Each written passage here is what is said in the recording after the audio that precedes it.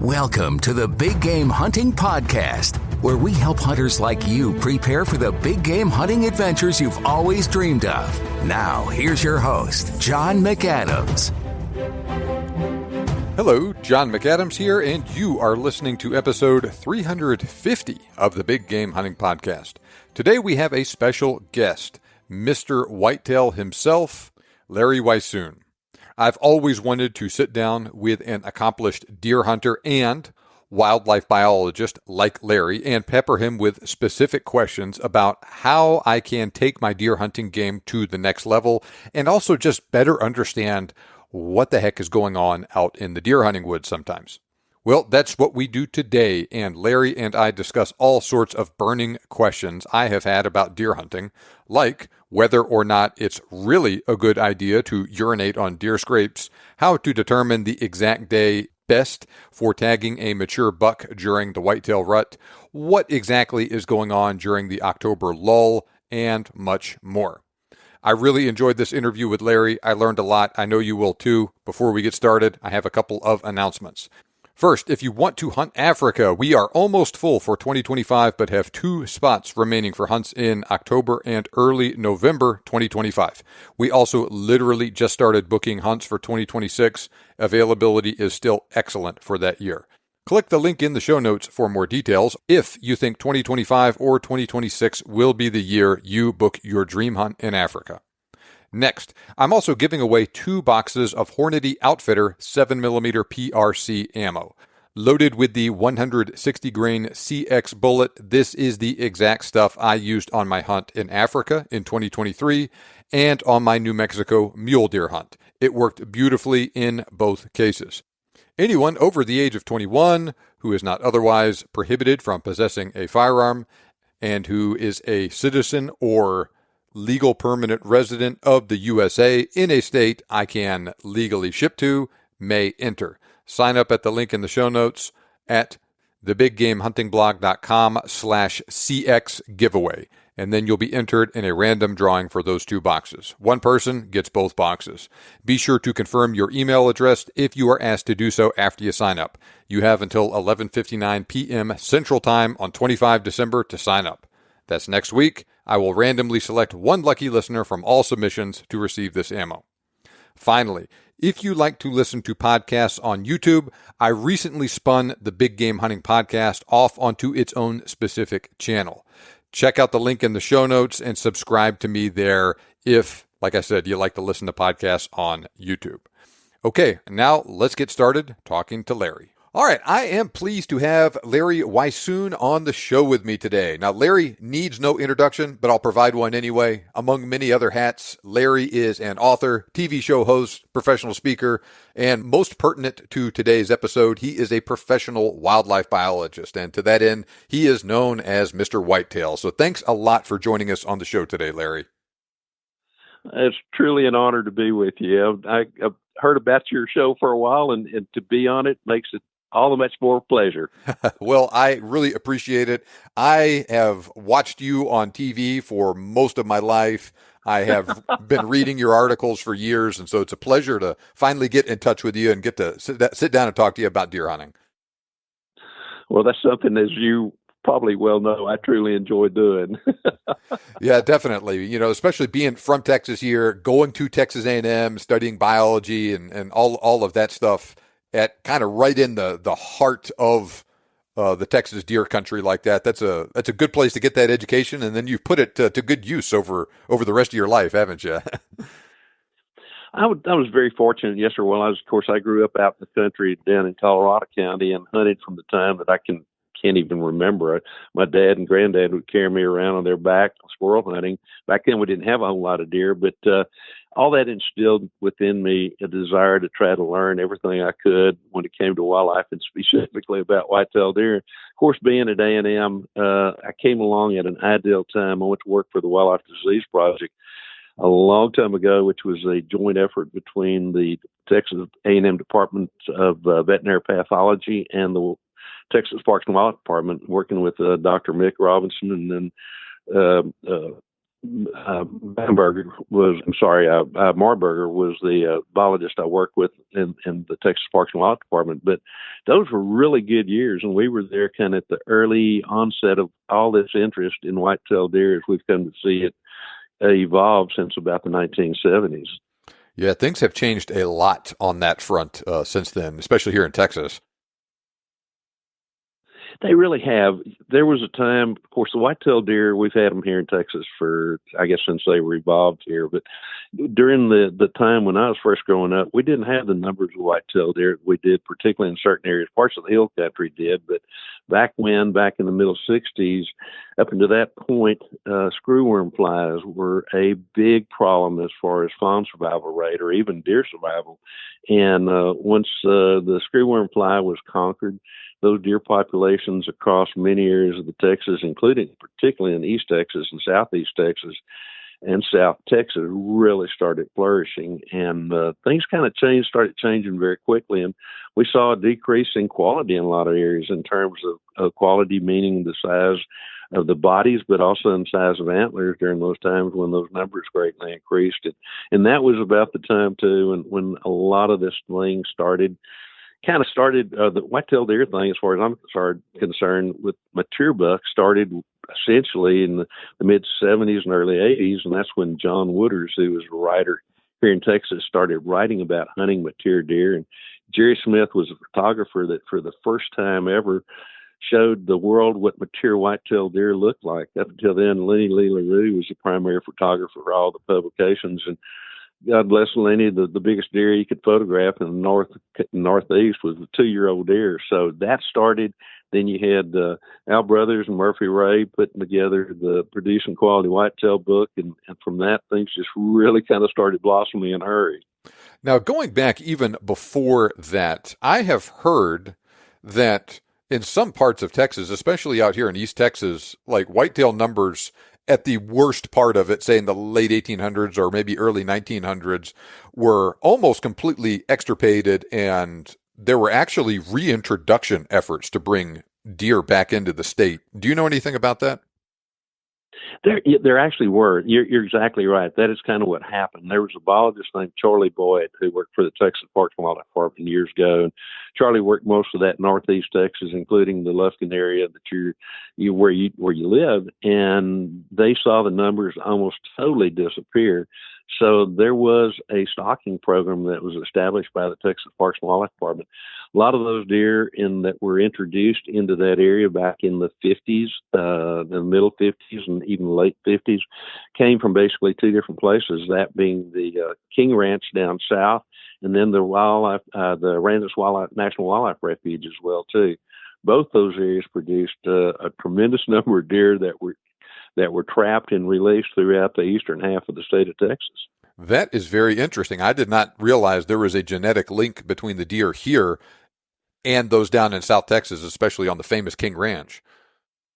Yes, sir. Like I said, there were a lot of deer moved. I can't remember the numbers, but like I said, it was back primarily in the 1950s.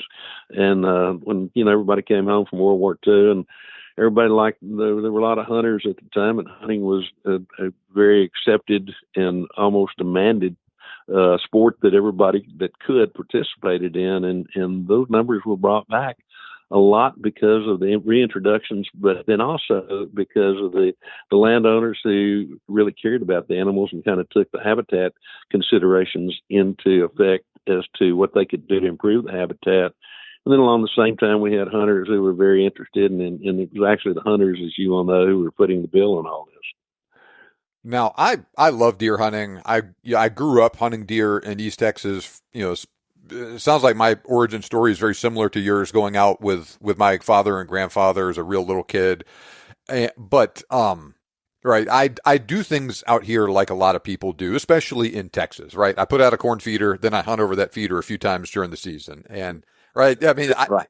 There's nothing wrong with doing that, and it's worked for me, No. but I feel like there's a lot going on below the surface I don't understand. And so I hear a lot of stuff that's thrown out there talking about, pre-rut, peak breeding, peak estrus, lockdown. And so I'd like to have a discussion with you regarding the whitetail calendar in general, but especially the the part of the calendar in the rut that goes on during hunting season that most people are concerned about. So we can understand this better, clear up maybe some of these myths, and then using that calendar, leverage different parts of the season. You can tell us, what some of the most effective strategies are for hunting different parts of the season for being success. Let's back up a little bit on that. In Texas, we have peak ruts that start in September and end in January, depending upon the area. And the reason the rut occurs where it does, when it does, as far as the peak part of it, is so that 230 days later, those fawns are born at the most opportune nutritional time available. It has to do with the changes in daylight and all that kind of stuff, daylight hours. But really, when you get right down to it, it all comes down to those fawns hitting the ground during the time frame when it's the most nutritious time, when they have a better opportunity to survive. That's the reason the rut occurs when it does. In years past, I mentioned the screwworm fly.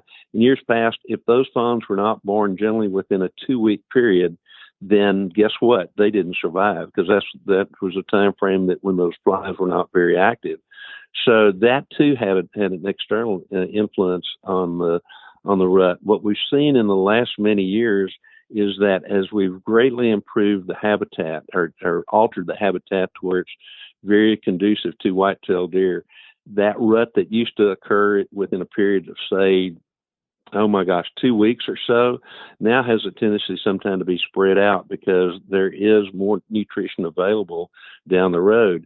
The doe is the one who determines when that rut starts, when she starts coming into estrus. And in Texas, particularly in the Northeast, a part of the state, it's usually somewhere around the first part of November, sometimes a little earlier, sometimes a little late, but not very much as far as the peak is concerned. Deep South Texas, for years, the peak breeding date has been December 18th. Across the rest of the part of the state, it's generally in mid to around just before Thanksgiving to right around there when the peak occurs. So, again, all this relates back to the fact that those fawns being born at the most opportune time.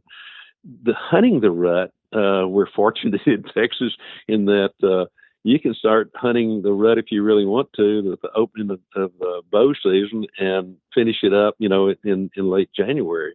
But hunting the rut in different phases really kind of depends upon the area that you're in and what's going on in that area. A lot of things to consider along those lines.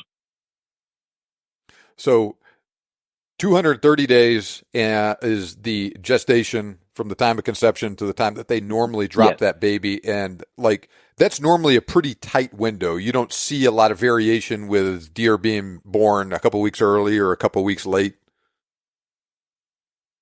Well, we do these days as compared to what it used to be, because again, we've increased the nutrition on a daily basis throughout the year, so that there's not that importance of that fawn being born in a 2-week period.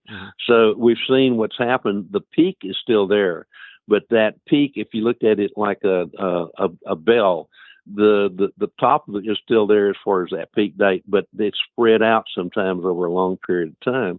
Now, interestingly, too, when a doe comes into estrus, she'll stay in estrus for about 24 to 30 hours, but she can return, and she will repeat her estrus cycle in 28 days. And from research in the past, they've shown that a doe can cycle as many as 7 different times. So there may be reasons for whatever that she does not conceive on the first time, and she may come into heat, 28 days later. If not, then 28 days later again. And what we see a lot of times people call secondary rut, as far as I'm concerned, is that some of those does cycling the second time, but also sometimes we have found that on properties where deer are on a really good nutritional plane on a daily basis, a lot of the 6-month-old doe fawns will breed. I've dealt with places where we had as high as 80% of our doe fawns getting bred, and generally they're getting bred in late December or even January and February sometimes. So the fawn drop is pretty widespread these years, to where it's not uncommon, and sometimes they even see spotted fawns in September or even early October. Mm-hmm. Very interesting. So I've heard about that secondary rut for the reason that you described, with maybe either some of the very young deer maturing into it, or those that were mature and just didn't get bred for whatever reason the first go around. Right. Or didn't conceive, or didn't settle. Right. So this general timeline is going to hold true really wherever whitetail deer are, but the details on the calendar will vary from Florida to California, Canada, whatever, right? Right.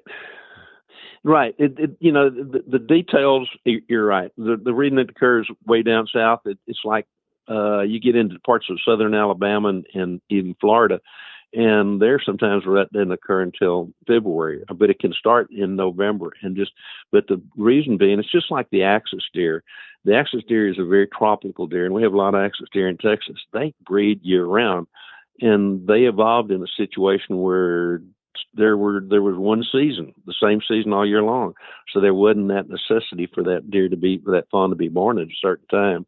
And as we approach more and more nutrition, we're still going to be controlled somewhat in terms of when estrus occurs based upon decrease in daylight hours kind of thing. And two, we need to remember that for the most part, whitetail deer produce viable sperm only during the time frame when they're in hard antlers. So that controls, the fact that we're not going to probably see whitetail, breeding in June or July kind of thing. Mm-hmm. But that rut has been spread out over a longer period of time as a result the fawn survival rate. So, and when they fall. So, for instance, if we have a peak breeding date, or rather say a doe gets bred on November 12th, that means she's going to be giving birth to her fawn in late June of the following year then. And then maybe a little earlier, maybe a little later, depending on the details there. But so that, right. Those two dates are the first kind of concrete set in stone things with this deal for the deer in a particular area.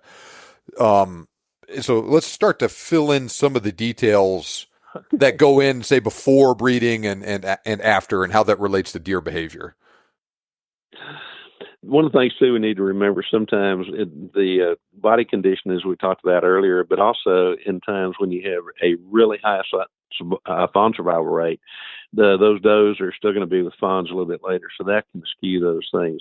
When it comes to the hunting side of things, to me, that buck, as soon as he sheds his velvet, when it comes off, he's capable of breeding, and his testosterone level is increasing, and on a daily basis kind of thing. And it's about the time, as far as I'm concerned, when you really start talking about potential of rut, is when you start finding those first scrapes. When those first scrapes start showing up, that's generally when that buck is getting pretty serious about hopefully trying to find does. And when it comes to the periods of the rut, there's you hear there's so many splitters. Well, it's early pre-rut. It's this stage of pre-rut. When you get right down to it, there's pre-rut, rut, and post-rut, and that can vary from place to place. The peak breeding date doesn't change a whole lot. The moon phase can come into effect a little bit with all that in terms of when that doe comes into heat. But again, it's just like within South Texas, where we've looked at peak breeding dates for 50 plus years. December the 18th is still the peak breeding date when more does get bred now, but it's spread out over a long period of time, just like what we're talking about earlier. When it comes to hunting those things, to me, if you find a big buck or of a big buck, be very open about it. The best time is to take that animal at the very first legal opportunity that you have before they start even thinking about roaming. So a lot of times, to me, bow hunters, particularly in a large area of our whitetail deer range, have a little bit of an advantage because those bucks, they're still going to, by the time archery season comes around, they're still pretty much going to be in their late summer patterns of feeding the same places and watering the same places. And so that's a great opportunity, as far as I'm concerned, to hunt a particular buck, because as that testosterone starts increasing, the bucks start changing. The bucks that were friends, in bachelor herds, all of a sudden they don't like each other anymore. They're pushing each other back and forth. They don't really want to have a whole lot of things to do with each other. But then, too, what we need to remember is that every deer is as individual as you and I are. Mm-hmm. And so each of our behaviors may be somewhat similar, but it doesn't necessarily mean that we're going to do the exact same thing at the same time. So that needs to be taken into consideration too when it comes to hunting.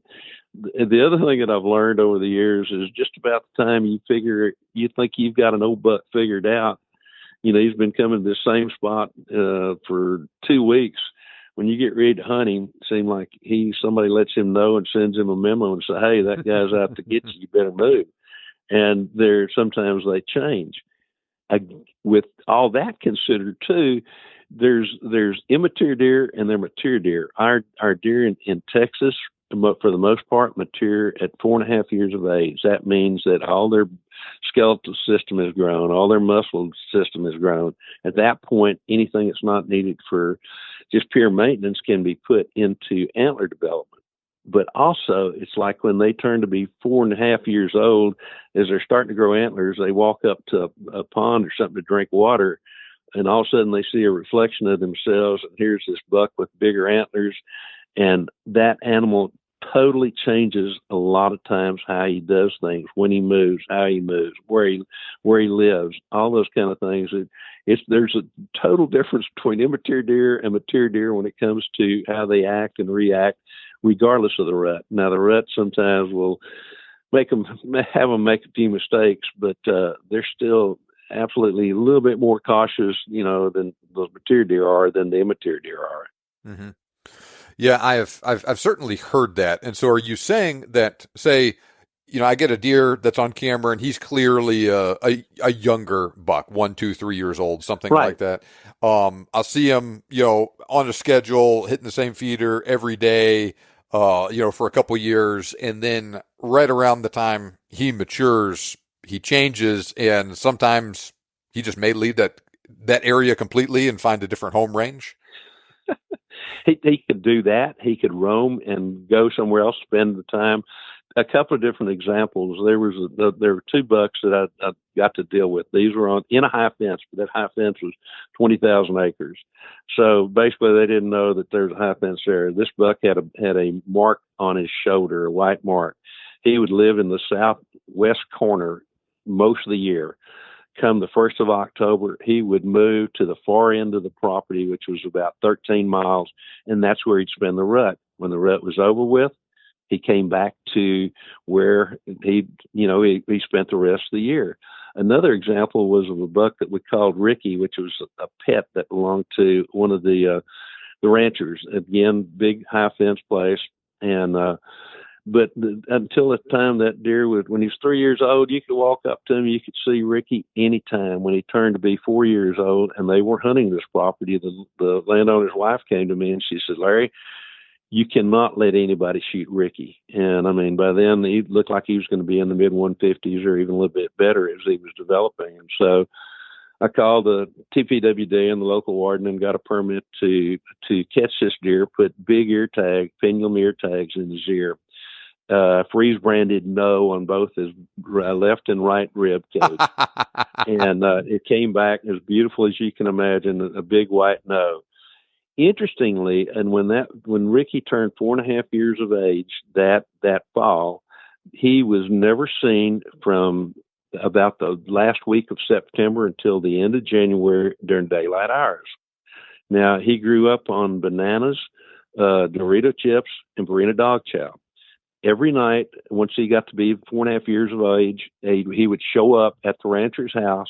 He'd go eat his banana, his Dorito chips, and Purina dog chow. He would show up an hour after it was solid dark. He would leave before an hour before there was any kind of daylight hours.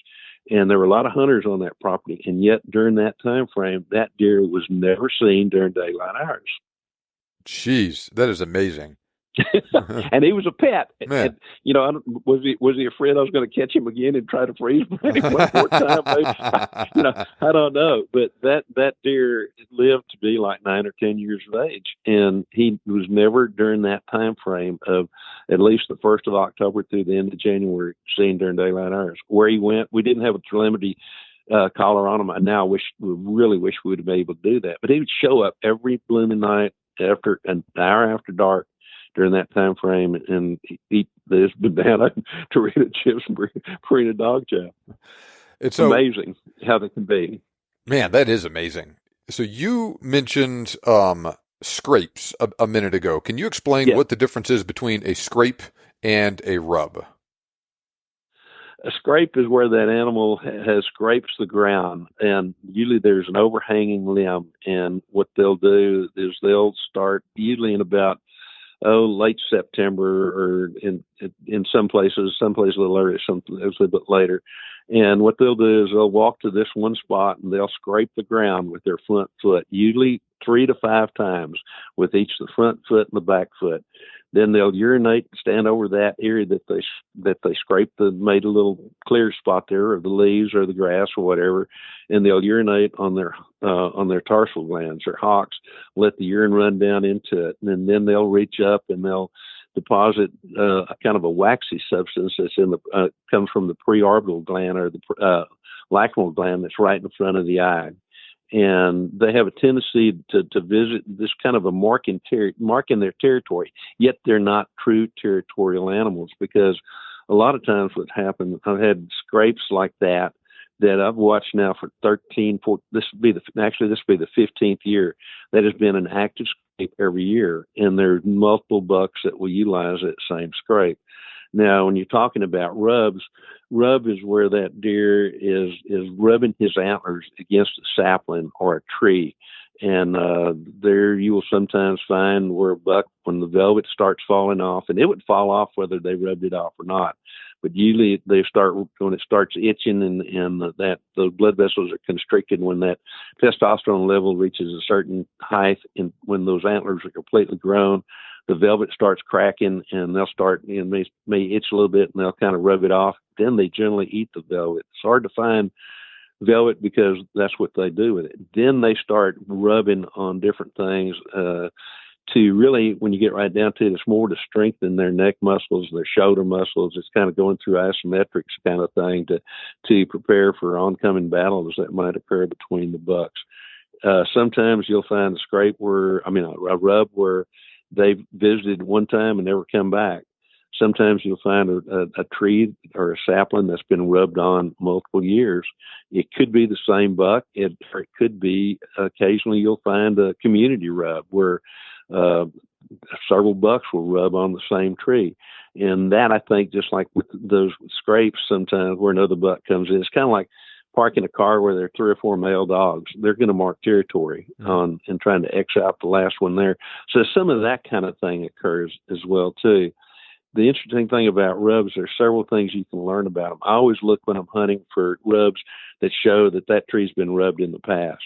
Then the other thing I do is I look at the surface of that rub. If it's very smooth, it tells me that buck's antlers are probably pretty smooth. If it's got deep gouges in it, he's probably got a bunch of little extra points, down around the base or somewhere on the antlers. Then also, I love to find those rubs where there's a bush beyond where that primary rub is. And if you find one of those, you can get a pretty good idea as to how tall his tines are.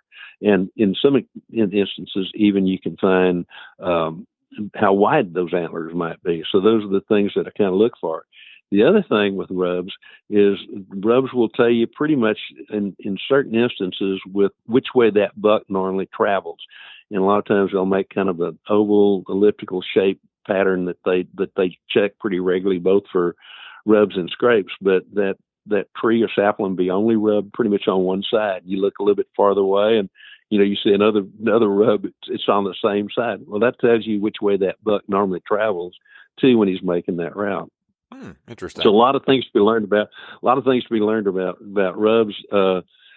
Once those bucks start scraping too, where they're actively making scrapes, and a buck will make numerous scrapes, not just one or two. A lot of times they'll make a lot, and sometimes they'll work that. Some bucks will work that same scrape line again and again and again. And a lot of times too, those bucks, if it's a buck that has made that scrape, what he'll do is he'll approach it from downwind side. And if he doesn't smell any fresh urine that's been deposited there, he may not even visit that scrape that day. But if there's a buck that's come by or even a doe that's utilized that scrape, then he'll come back and freshen it. So the rubs, they rub their velvet off early in the year Once that Yes. is done, do they ever, is it normal to revisit a rub later in the same year? Oh, absolutely. Some of those bucks will revisit the same rub again and again. And a lot of times when they first start rubbing, when that velvet starts coming off, they won't necessarily return to those. You'll find little saplings here and there that, you know, you can see where something's been rubbing on them just a little bit. But then you'll find a little bit larger, like a sapling or a tree, and you'll find that they've been there. And a lot of times they will return to that same spot, particularly early in the year, and sometimes very late in the year as well, too, talking about relative to the rut as to when they visit those rubs. And it seems A lot of guys will hunt rub lines, actually, and do quite well. okay. That was kind of what I was getting at. Is there a benefit to hunting scrapes or rubs? And if so, like when generally in the year or does it vary? Is it best? You know, it does vary a little bit. And they're more, those rubs and the scrapes are more actively kept up pretty much right before the peak of the rut. Once that rut gets really started, they're really busy. They'll still visit them, but maybe not as much as what they normally do. But yes, they're definite reasons to hunt both scrapes and rubs. Scrapes, sometimes those will make a scrape and they'll visit a scrape. But those, for the most part, unless there's some really weird hormonal problem, do not make rubs. So, you know, that if you start seeing some fresh rubs in an area, there at least were bucks there at one time. Now, you know, are they still there? Chances are yes. But, you know, like I talked earlier, they could move a little way as well, too. But definitely hunt rubs and scrapes. I have just messing around out in the area where I deer hunt. I've just kind of stumbled upon a couple different scrapes over the years, and two of them in particular are very easy for me to get to, and they are visited multiple times a year. Every year, it seems like there's that same tree is always being used. Is that a pretty common thing?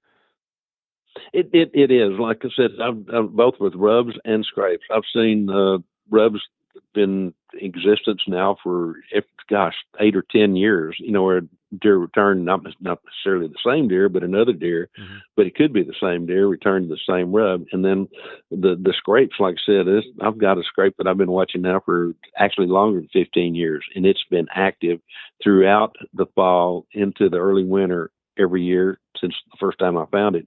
And when I found it, it had been used for a while. So how long that scrape's been in existence, that those bucks use in that area, use that same scrape, I have no idea, but I know it's been at least 15 years.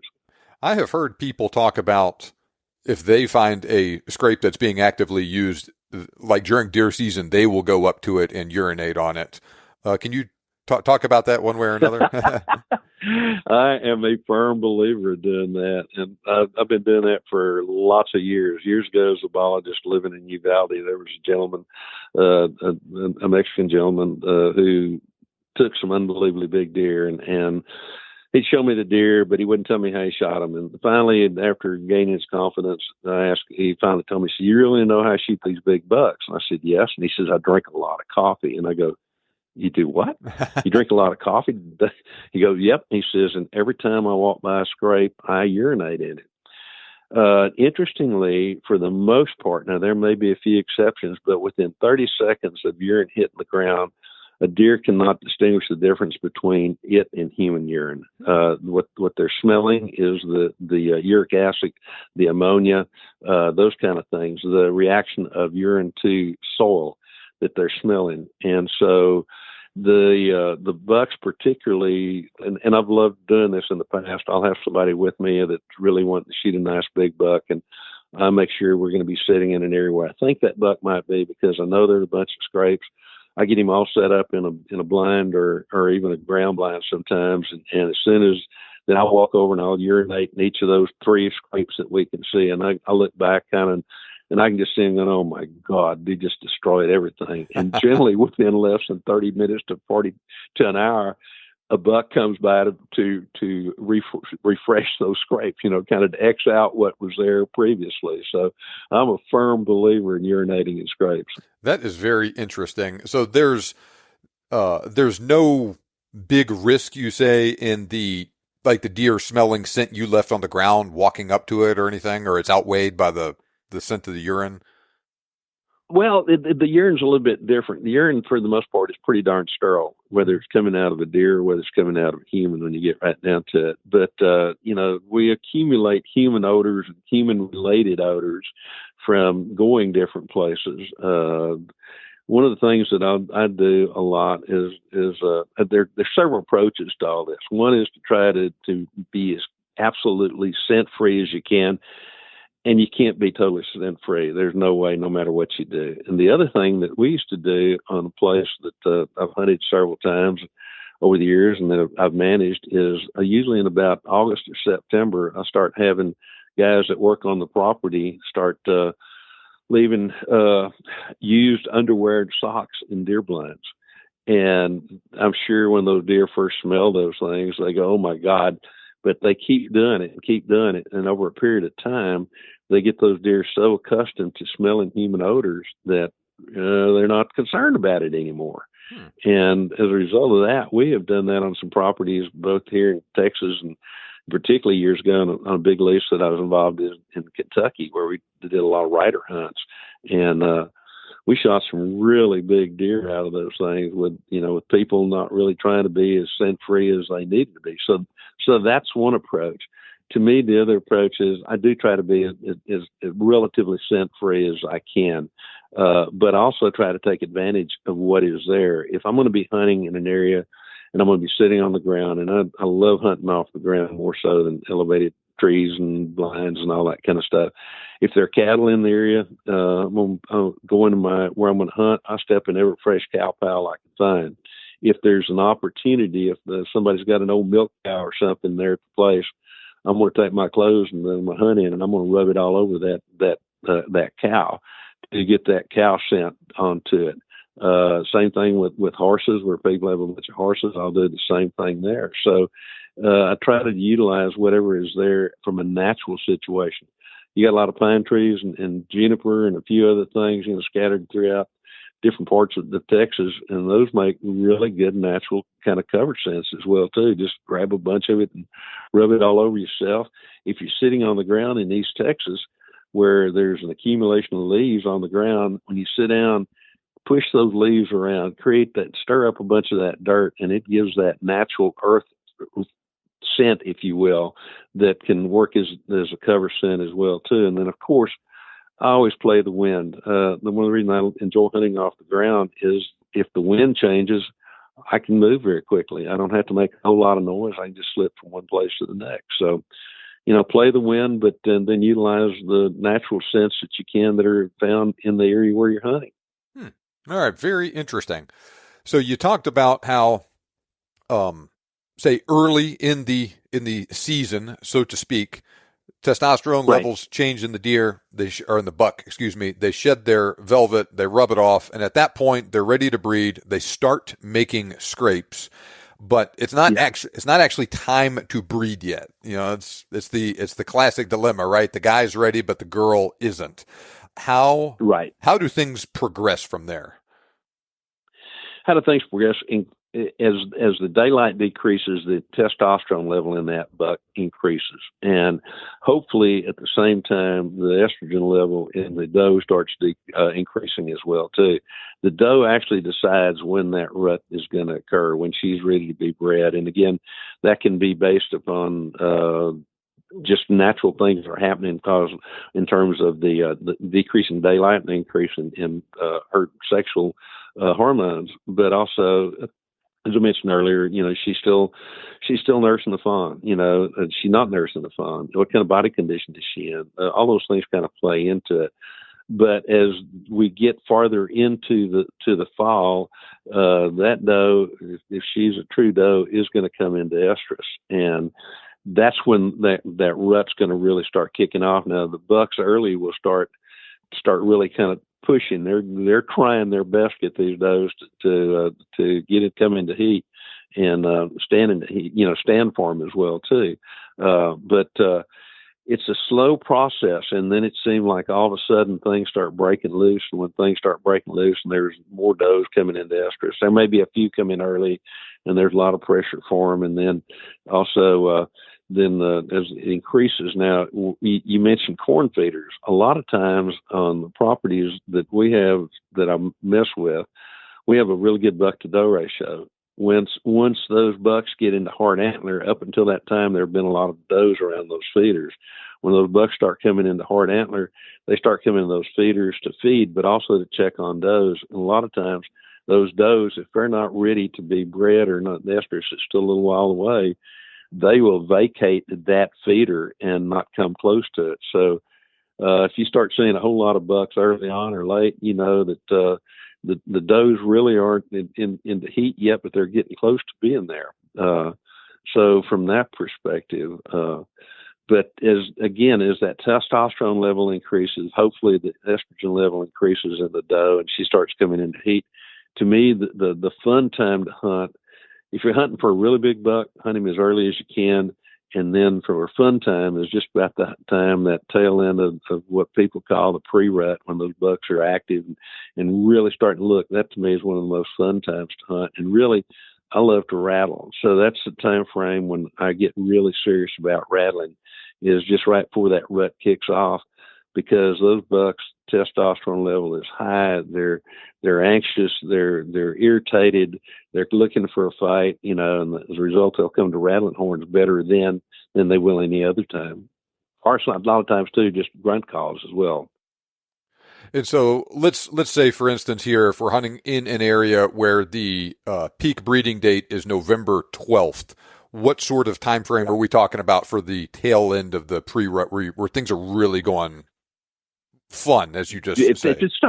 If it starts on the 12th, I generally start really getting serious about trying to spend a lot of time in the woods, as much as I can, probably about that last week of October, because the bucks are really starting to get kicked off, you know, as far as they're concerned, and they're trying to figure out who's who and what's what and where am I going to be, and you know where the does are and all those kind of things. So I usually that pre-rut.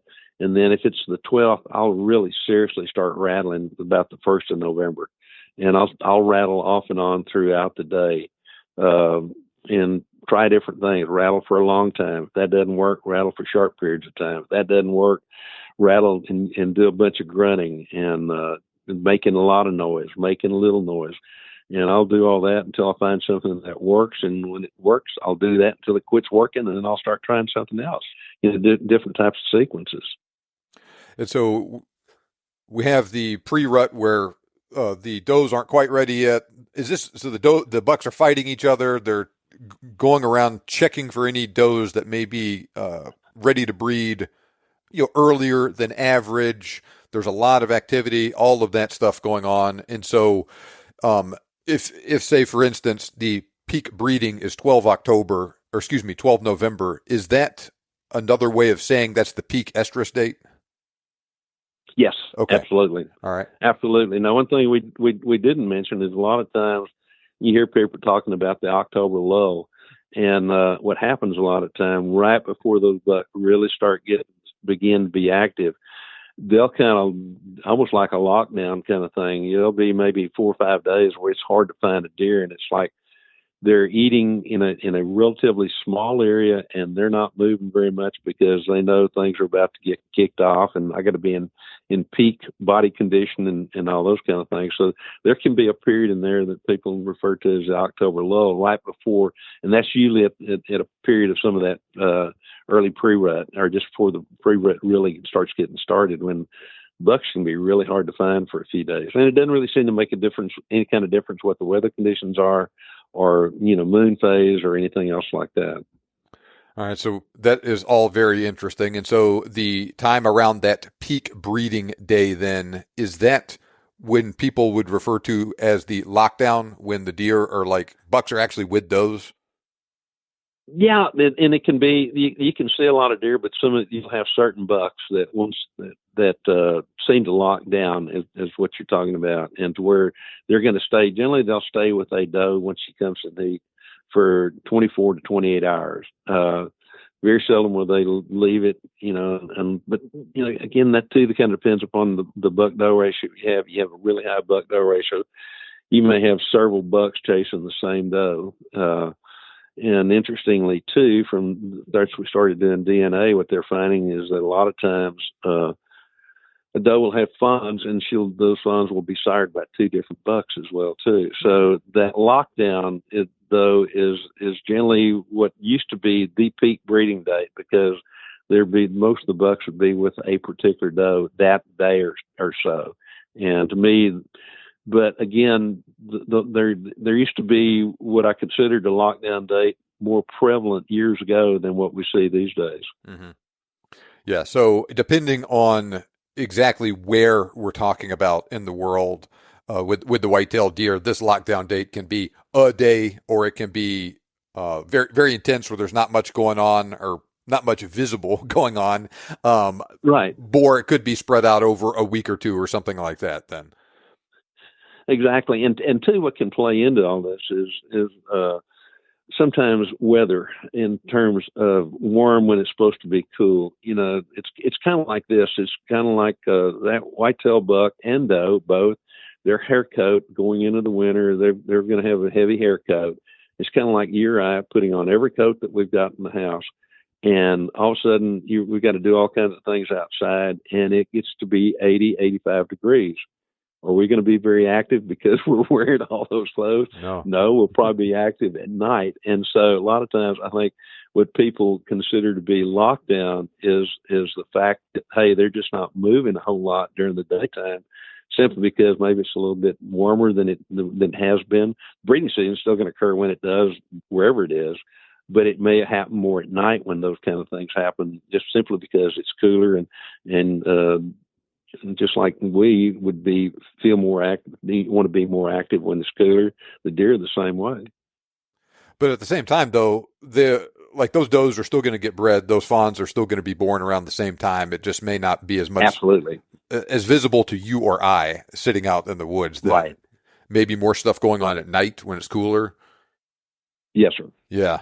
Exactly. Yeah. So the things people talk about with the weather affecting the rut, it does to a certain degree, maybe more from the hunting perspective than for the actual rut going on. Exactly. If all of November all of a sudden became, in late October, say middle of October through the middle of December, the low temperature was in the high 80s, that rut would still occur. But we probably wouldn't see it that much, simply because what breeding activity was going on was probably going to be going on at night. And I imagine the same thing is probably true if it's really rainy or something like that too. And that depends. It depends on where you are with the rain. And years ago, what's interesting, you live in East Texas. Mm-hmm. Have you ever walked by in an area where there was not a whole lot of sand, but you found this little pocket of sand, and you've had a rain? And have you ever looked to see how many deer tracks are in that wet sand? No. In most instances, when you have that kind of situation, when it's been raining or whatever, if there's not a whole lot of sand, I'd almost be willing to bet that area is just going to be covered up with deer tracks. It's almost like they just stand there and move their feet up and down. And I used to get tickled because when I hunted in Mexico, we'd find a spot like that, and I'd ask one of the vaqueros that were down there. I said, you're here all the time. Why do the deer do that? And they go, "Oh, Senor Colorado," he says, "they like to walk in the wet sand. It makes their feet feel good." And there's something to be said about that, because I've seen it several times, and even used it almost as a bait when it's been really dry, and all of a sudden we get some rain, and that little pile of sand that's laid out there somewhere, it seemed like deer are attracted to it and want to walk in it. And so it seems like the weather then is more of a deterrent against hunters going out and pursuing deer than it is for the deer themselves to move, huh? It is. And that leads to my best hunting advice there is: go hunt. Don't look for excuses not to go hunt. It's too hot. It's too cold. It's too wet. It's raining. It's snowing. It's icy. It's 100 degrees, and it ought to be 20 right now. And again, remember that whitetail deer, particularly mature bucks, are individuals, just like you and I. And even though the norm may be that it's hot, and you're not seeing a lot of deer. That one buck that you're looking for, maybe that's what he really likes. So to me, don't look for excuses not to go hunting. Just go hunt. Yeah, you're going to hit some days where you're not going to see a whole lot, but those are days when you really kind of get to spend looking at squirrels and birds, and maybe do a little thinking about some of the things you want to do in the future as well too. Yeah, definitely. So we just passed the quote unquote lockdown, or the actual peak breeding date of the season. Right. What happens after that in terms of behavior? The behavior in terms of the bucks is that testosterone level remains high, and those bucks will continue moving. They're starting to repair a little bit as well too, because the sex urge is still there, maybe not as strong as what it was. So they're going to spend a lot of time eating, trying to repair from what body weight they lost and all those kind of things. So once you get past that peak breeding season for about 2 weeks or so, I start hunting food sources again, because too, you're going to have does on those food sources. You still have bucks that are interested. They may come in and just kind of skirt the area and see what, if there's any does still left unbred and that kind of thing. So the bucks are still in a breeding situation. A lot of times after the post season kind of, or the post rut, or that post peak rut date kind of thing, as you start heading into the tail end of the rut, a lot of times that's when you see some of the really big bucks, that mature bucks that for the most part may have been nocturnal the entire time, start showing up. And part of that is they're looking for those last remaining does, and possibly also those does that are coming into estrus, those 6-month-old doe fawns that are coming into estrus for their first time. So it's still a great time to hunt. They still come to rattling horns, maybe not as aggressively as they did prior to it, because they've been fighting now for a whole lot of times, for a whole bunch of days, but they still a lot of times will come in just maybe not as aggressively as I mentioned, and they'll stand out there maybe about 100 yards downwind and try to figure out what's going on, and then make a decision as to whether or not to come in. So if we are in an area with that peak breeding date of 12 November, like we talked about, 4 weeks after that, 28 days after that is actually today that we're recording this, December 10th. Right. Yeah. So you said spend some of that time frame hunting food sources as they try and replenish their energy, but at the same time, around that 28-day mark, you're going to potentially see that quote unquote secondary rut kick in for the reasons we described earlier, and so you'll see some of that same activity then that we saw earlier, but probably not quite as intense as it was earlier in the year.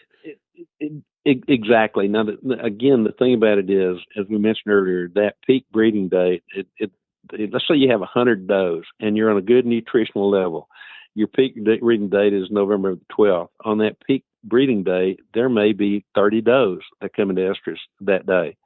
Those other does may be trickle in earlier or even trickle in later, simply because of the fact that those fawns no longer need to be born within that 2-week period. And it all goes back to nutrition kind of thing as well too. So to me, I treat the post rut, depending on where I am, based upon the activity that I see. And how I hunt may change based upon the activity that I'm seeing within a given area. It's like in eastern Texas, I do a fair amount of hunting on the Cotton Ranch, which is over close to Kaufman, and we're to the point now where, to the most part, we've looked at some of the does that we've shot and kind of get an idea. And a lot of those does that we've taken, they were bred in late October. There's still a few does every once in a while that will cycle, and particularly our younger does should start coming into estrus here pretty quick right now, and between now and about the middle of January. So there could be another little peak rut kind of thing there as well too. So I treat every day that I hunt with the potential of the breeding season isn't totally over yet. Mm-hmm. Yeah. So is it also, well, let's back up a second. You hear stories of bucks going on long walkabouts where, say you hunt an area and have cameras up and you're getting pictures of the same deer. And then all of a sudden at some point, you're going to see this buck that no one's ever seen before. Absolutely. At what point during the year is that most likely to happen? Generally, it starts happening as that rut approaches, kind of thing. Usually during the rest of the year, they're pretty much in homebodies, kind of thing. Mm-hmm. Over the years, I've dealt with a lot of different bucks, kind of like the one that I mentioned earlier that moved 12 miles from where he spent the late winter, spring, summer, early fall, and then he'd go to an area that he was going to breed. I got on a trail of a buck one day. I was on a ranch down in deep South Texas. In this particular property, just one pasture was 12 miles long. I had the guys drop me off at the south end of it because there was a north breeze, and left my pickup on the north end. And no sooner had they dropped me off and it got light enough to see, I saw a buck coming from the south, and these were really nice mid 150s, looked like to be about a 5-year-old deer or so. And I just fell, he walked right by me. I fell in behind him. I followed this deer for 12 miles during the course of the day. And when I left him at the fence line of that pasture on the north side, he was still going. So he's one of those deer that probably was going on a walkabout. And chances are somewhere down the way, he probably returned, where he came from. But bucks, again, are so much individual. You have some bucks that will live and die. And a lot of times these are the biggest antlered bucks that live and die within a relatively small area. And that could be 20 acres. It could be 100 acres kind of thing. The interesting thing too about some of the bucks, if you ever get a chance where there's a lot of, like some of the hunting shows, you'll go there and there'll be a variety of bucks, and there'll be several bucks there that got all kinds of little points down around the base and, kicker points coming off the antlers. And, those deer generally are the kind that produce just enough testosterone to put them through the antler cycle, but not really to where they're actively chasing, nor do they spend any time actually fighting. Antler size, that said, has nothing to do with how dominant a buck is. That buck really never gets run down, and he doesn't fight, so he doesn't break off those points, and those deer like that have a tendency to grow the bigger antlers because they come through the antler cycle and the breeding season in great shape for the next year, and they grow a bigger set of antlers next year. Those are the deer that almost become unkillable because they're so attuned to living in a very small home area that they know any and everything that's going on. Will they chase a doe occasionally? Yeah, but generally not very far. So there's so many different factors that come into play in all this as well too. Some deer will pick up and leave and never come back. Some deer will make a big circle and come right back. Some deer, as I mentioned, will spend the fall in a certain area. Some deer live and die in a very small area. So it's an individual thing. You can't really say this is the norm of what's going to happen with a whitetail deer, particularly in terms of the bucks. To that end, and I'm sure your answer here is going to be, it depends, but we'll see if there's any trends that you can talk about. Let's say you get a shot at a real nice whitetail deer and you shoot at him with a rifle and you just clean miss. Yes. What in your experience has been there, and say he runs away, right? That's it for that day. What has been the predominant behavior that they exhibit after that? Very often they will come back unless it's one of those deer that just happen to be roaming through that day. And the reason I say that is I was on a hunt not too terribly long ago, and I do on occasion miss. I have no idea what the problem was with this. I was on sandbags and all that. A very, very nice 10-point that came by. I shot at him and missed, and he ran off. And I continued hunting there. He came back to the same basic area 2 days later, and I missed him a second time.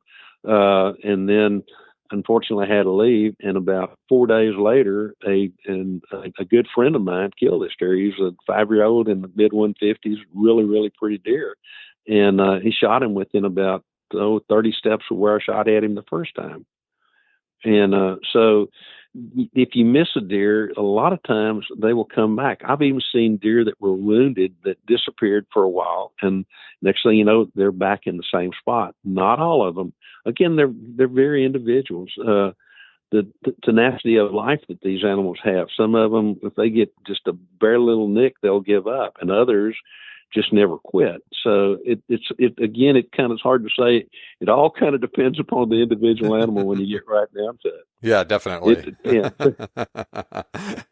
And so I think you touched on this a little bit earlier, but it seems like, say, especially with, say, a scrape location, it seems like sometimes they are more active during the day. Sometimes they're more active at night. Is there a rhyme or reason to them visiting them more at one time of the day than other during different times of the season?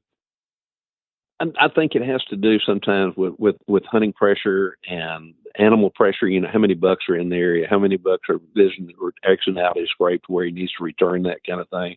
One of the great times to hunt scrapes by saying that is after a rain, because those bucks want to reestablish their position there and that kind of thing. But the activity is, years ago, you know, for years we've had the moon phase type thing, going back to the salooner tables and the fishing activity table. And years ago, before we have all the technology that we have today, several guys and I, over a period of a year, every time we saw deer, we marked the time, what they were doing, and all these kind of things. And when we did that, before we had computers, we would take a clear piece of plastic and we would graph all these things, and then underlay that with, if you will, the salooner tables as to when the peak fishing times were. Interestingly, they coincided very, very much. The kickers in the deal sometimes were the rut going on, extreme weather conditions, maybe storms, or nutrition, where basically if they were starving to death, they were going to be on their feet more eating than they were if they had plenty of food to eat. But so I think a lot of times we can correlate some of that scraping activity and that movement to the moon phase things that are out there these days, the activity charts. So while the lunar table or the phase of the moon doesn't necessarily affect the exact dates that the deer are going to be breeding, you say it can affect their actual daylight activity? It really can. I mean, over the years, in a utopian world where there was no hunting pressure, I'm talking about for deer, that would not be a utopian world for me if I could hunt deer. But in a situation where those deer, and I've been very fortunate over the years to spend time on some of the rather large properties that maybe don't allow hunting in the interior of the property, or in some instances they have not allowed hunting. When you take those activity charts or if you go into those areas and watch the behavior of the deer when they're feeding, when they're up and about, you know, all those kind of things, it was amazing how closely those deer activities coincided with what was that chart said that was going to happen. So, you know, do I hunt strictly by those things? No, because to me, I don't have the luxury of time like some people do. So, well, I'm going to hunt here that day, and, you know, so I hunt every day that I can.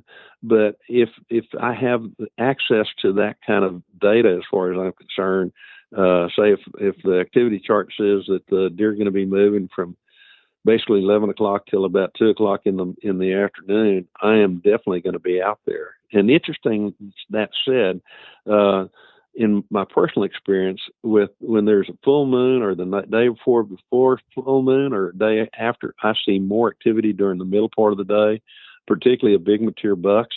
The same thing when there's virtually no moon at night, middle of the day, 10 to 2 or 3 o'clock in the afternoon. I see more mature bucks during that time frame than I do anything else. And a lot of times, if you then check with the activity charts that are out there, they'll tell you the same thing. That is very interesting.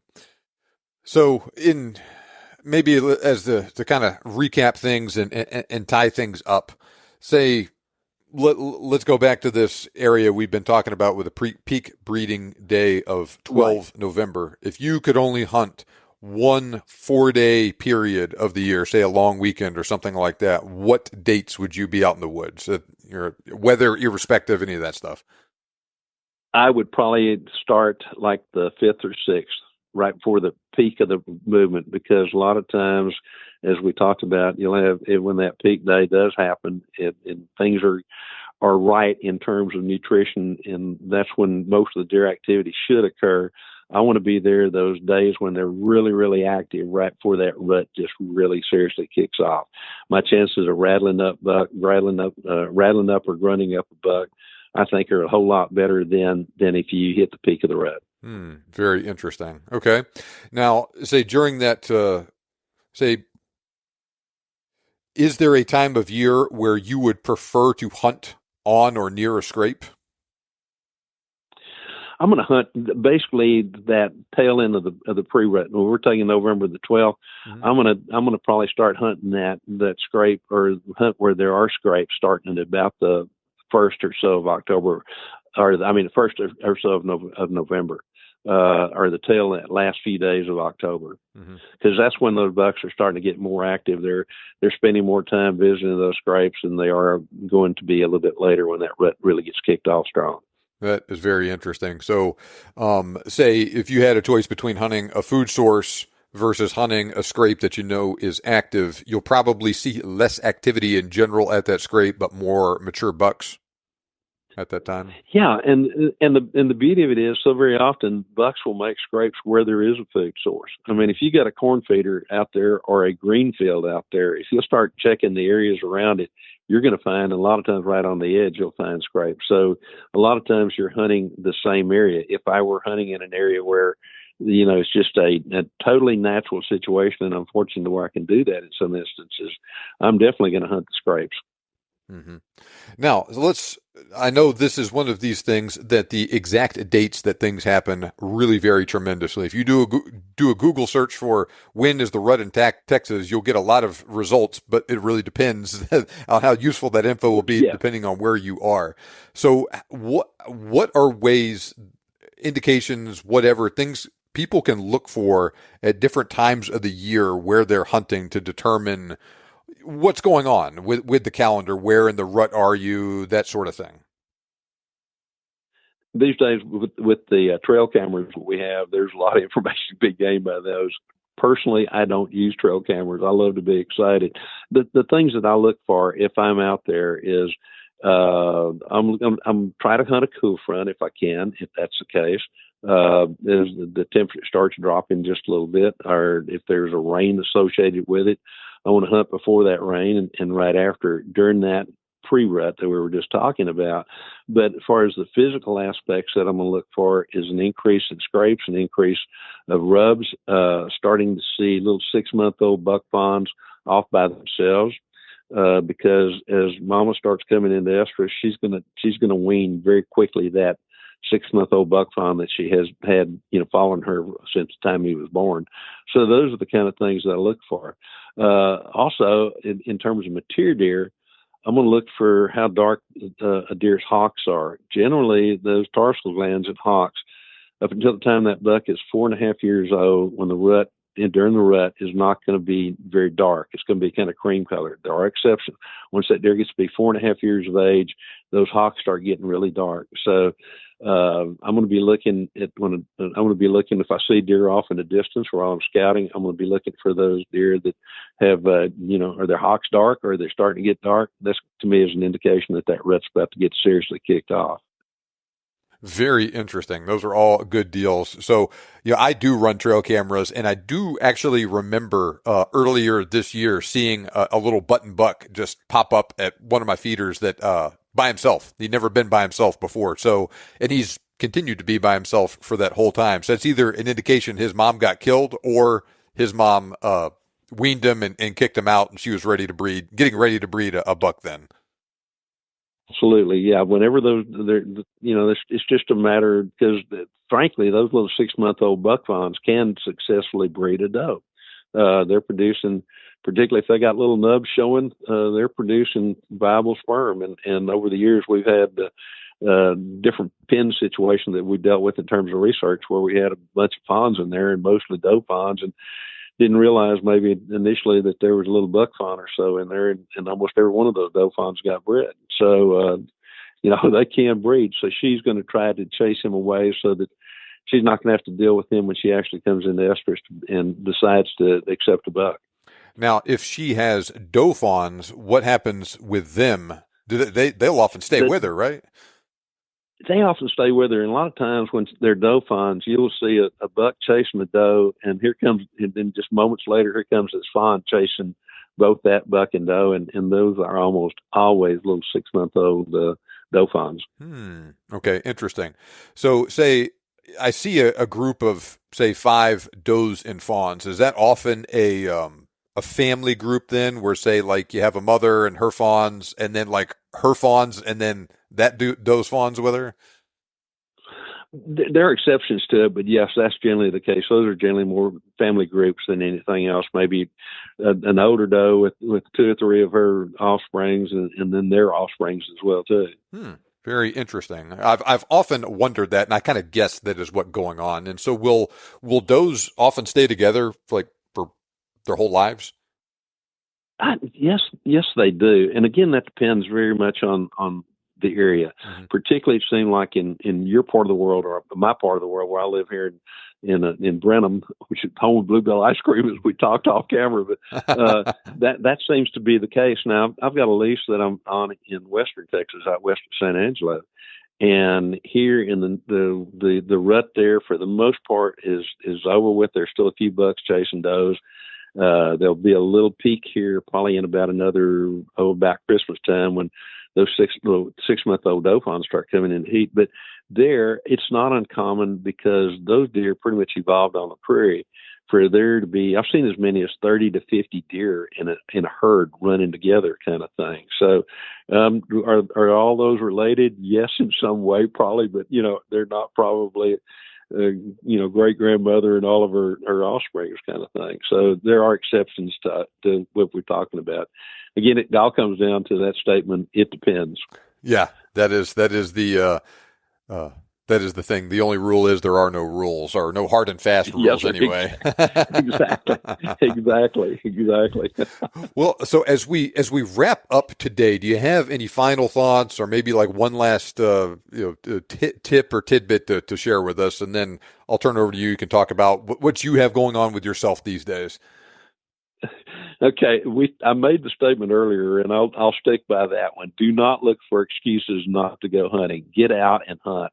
Hunt is where you can all day long. Again, there's some of those big mature bucks that have a tendency to move during the middle part of the day as opposed to any other time.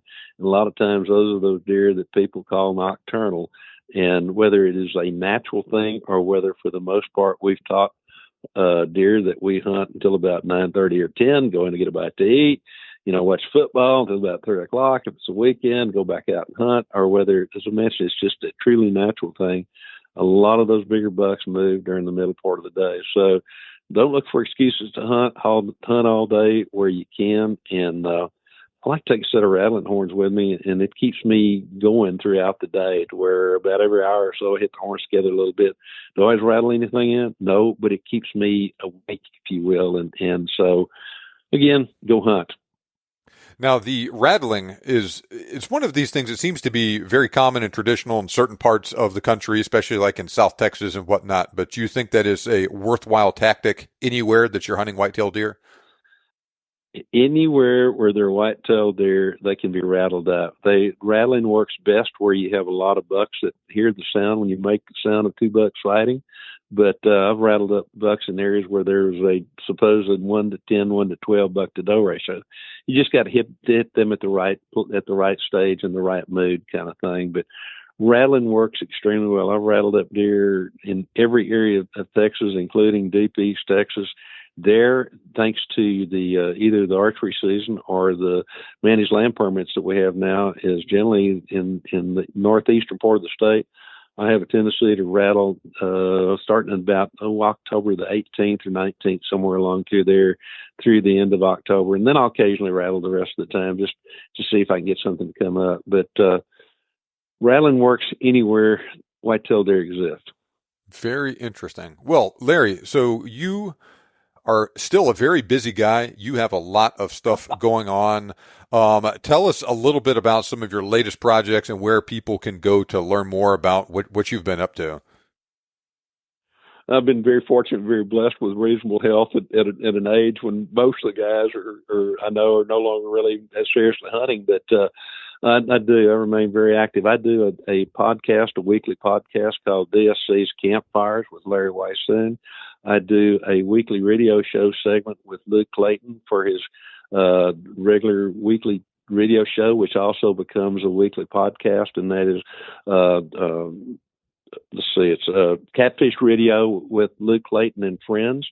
I do a weekly co-host a weekly TV show that's called The Sportsman's Life, that's available on Carbon TV and also the YouTube of the same channel. I'm very active with DSC, which is Dallas Safari Club, and of course was one of the originators or one of the founders of Texas Wildlife Association. So very active in those in other organizations. As far as writing, I do a lot of writing, do a lot of blogs. They can be heard, be seen on my website, which is www, all lowercase, LarryWeishuhn.net, and that's LarryWeishuhn.net. The podcast can be heard almost anywhere that you can hear podcasts. Generally, I try to turn them over to my that website I just gave, and then also there's a website called OutdoorAction.com that's based out of the San Antonio area, and you have to sign up for it, but it's free, and you can listen to both both podcasts that I'm involved with, the DSC's Campfires with Larry Weishuhn, and also Catfish Radio with Luke Clayton and friends on that particular site. Still doing a lot of talking. Just wrote 3 books, that 2 of them which I co-authored with Luke Clayton. One's called Campfire Talk. Another one's called Poor Man's Grizzly, which is about wild hogs. And then one that I wrote called Jurisdictions. And those are available both at the websites that I gave, both the catfishradio.org and then also at LarryWeishuhn.net. Recently designed some knives after about 70 years of wanting to come up with a proper knife that are being sold through the website of vineyardmax.net. And that's VINEYARDMAX.net. And those are available there. And also from Silver Stag. They're made here in the USA. They're handcrafted based upon designs that after looking at everybody else's knife for a long, long time and utilizing knives for a long time that I came up with. So those are some of the few things I'm working on right now, plus doing a lot of hunting and getting ready for the DSC convention, which will be January 9th through 12th at the World Congress Center there in Atlanta, Georgia this year. So I'll be there and look forward to seeing a lot of people there that hopefully listen to this.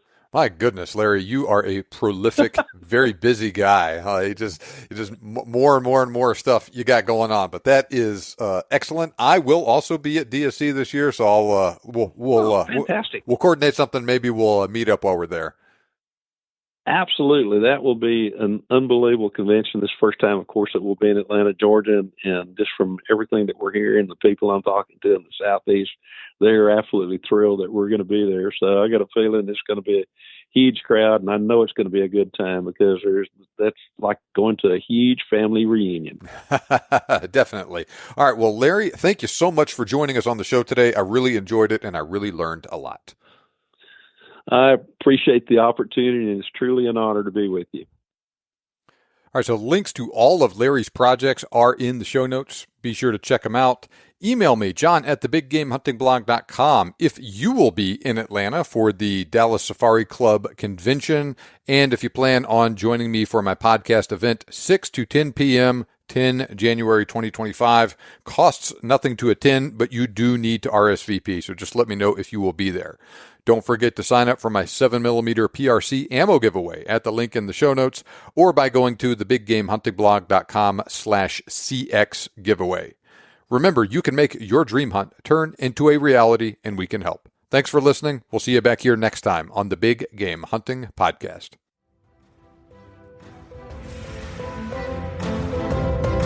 This show may be over, but we have plenty more for you on our website. For more information on today's topic, as well as lots of other useful hunting resources, head over to thebiggamehuntingblog.com. We look forward to having you back for the next episode. But until then, happy hunting.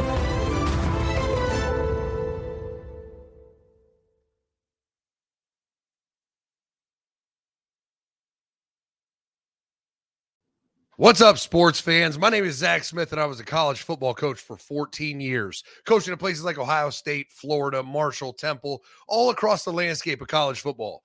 And yes, if you want to Google me, you will find out there was a massive scandal that led to my firing, Urban Meyer's suspension. And after that, I started a sports show on YouTube and podcast called Menace to Sports. It's behind the scenes, unfiltered, just raw and real. If you want to learn more about college football, come hang out with us.